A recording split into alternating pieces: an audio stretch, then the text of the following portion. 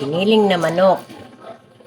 Maglalagay na tayo ng sibuyas, carrots.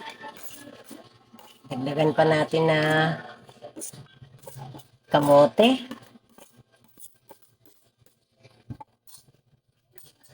Timplahan pa natin ng paminta. Asin.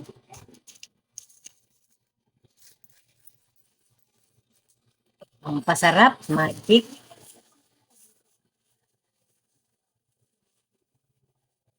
Maglalagay ako ng chicken breading. Halu-haluin na natin.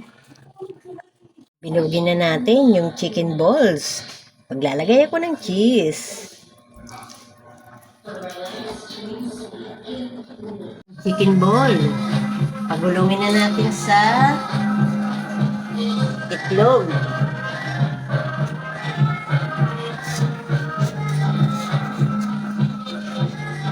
Prito na natin.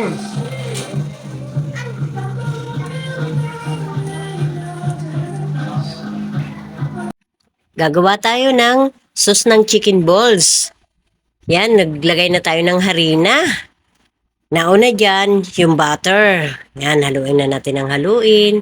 Paglalagay na tayo ng tubig. Yung tubig, linagyan ko siya ng mushroom soup para maging malapot siya. Sinubukan ko lang yan. Yan, haluin na natin ng haluin. Ayan, lumalapot na. Maglalagay ako ng cheese.